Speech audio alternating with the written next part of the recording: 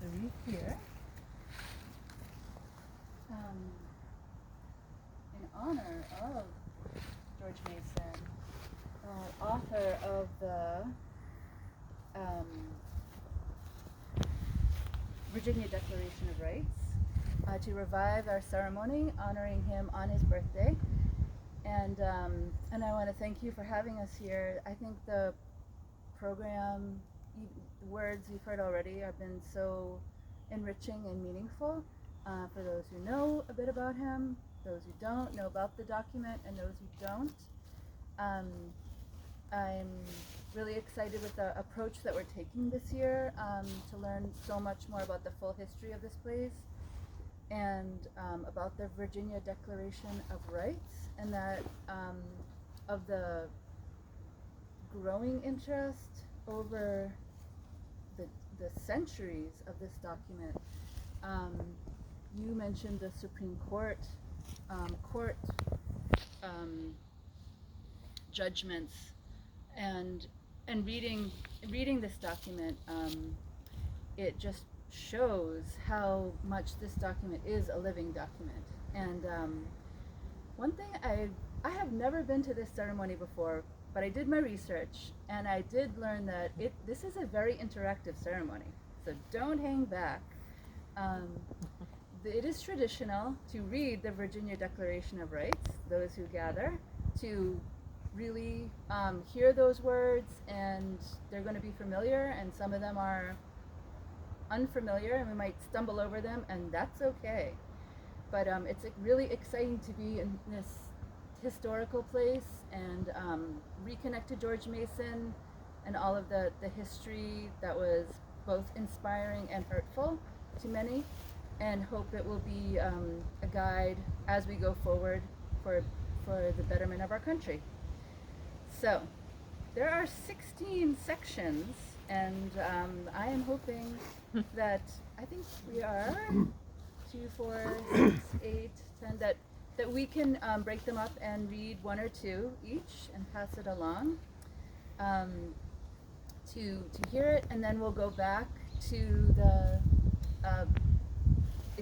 exhibition building and the library and really learn some new information from the curators and the education directors here about what life was like here when George Mason lived here, and what we can glean about what was going on in his mind, in his daily life when he wrote this important document that guides us to this day.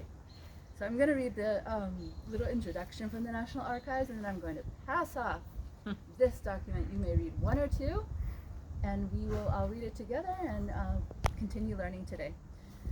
So the Virginia Declaration of Rights was drawn upon by Thomas Jefferson for the opening paragraphs of the Declaration of Independence. It was widely copied by the other colonies and became the basis of the Bill of Rights.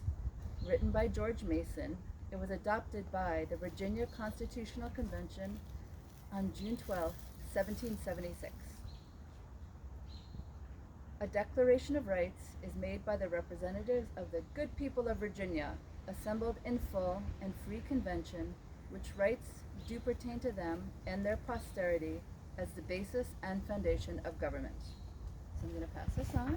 Would you like to read the first one? Okay. We'll just keep going. Section 1.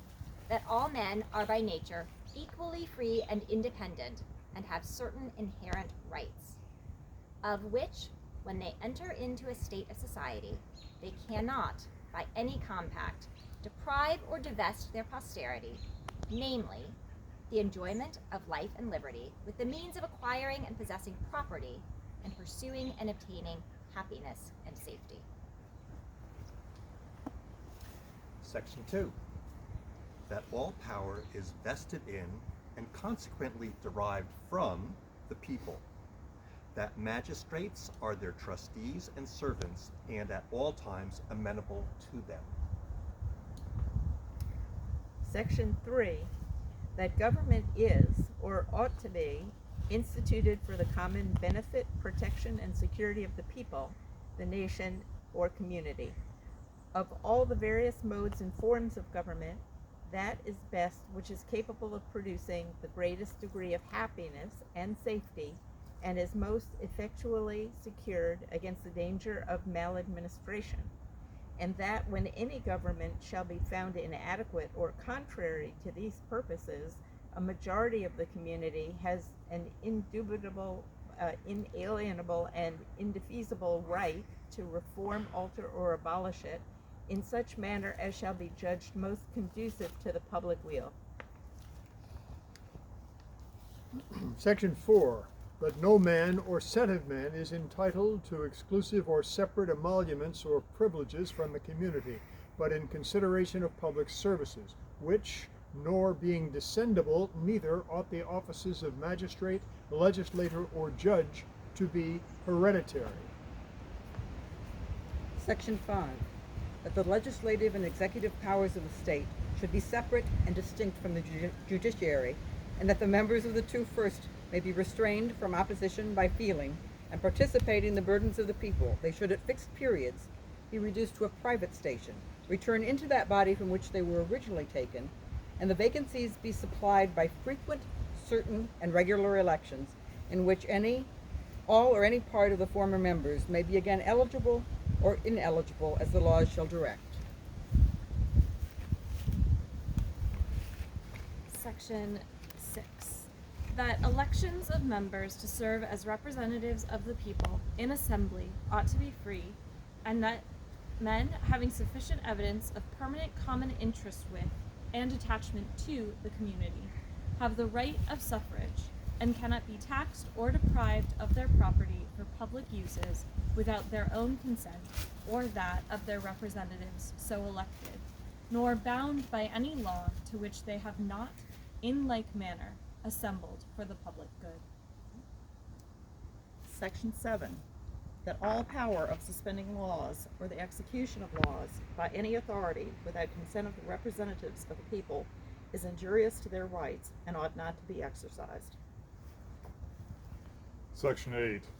That in all capital or criminal prosecutions, a man has a right to demand the cause and nature of his accusation, to be confronted with the accusers and witnesses, to call for evidence in his favor, and to a speedy trial by an impartial jury of 12 men of his vicinage, without whose unanimous consent he cannot be found guilty, nor can he be compelled to give evidence against himself, that no man be deprived of his liberty except by the law of the land or the judgments of his peers.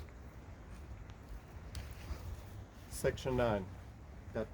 That excessive bail ought not to be required, nor excessive fines imposed, nor cruel and unusual punishment inflicted. Section 10.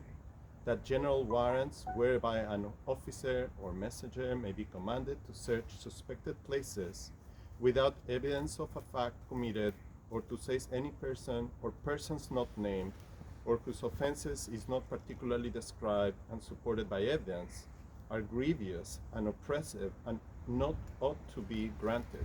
Section 11. That in controversies respecting properties and in suits between man and man, the ancient trial by jury is preferable than any other ought to be held sacred. Section 12.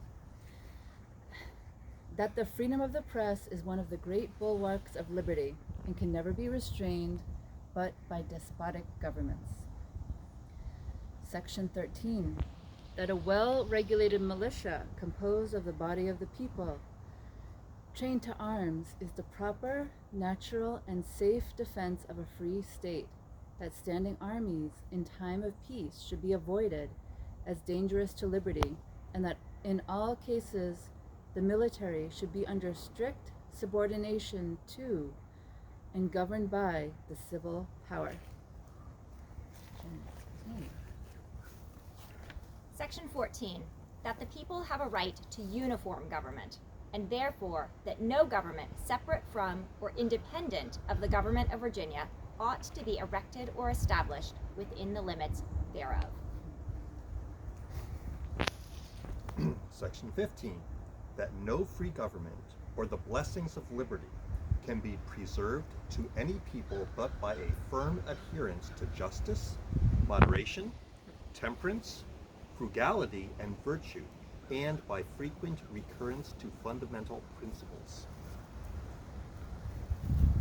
Section 16, that religion, or the duty which we owe to our Creator and the manner of discharging it, can be directed only by reason and conviction, not by force or violence, and therefore all men are equally entitled to the free exercise of religion according to the dictates of conscience, and that it is the mutual duty of all to practice Christian forbearance, love, and charity toward each other.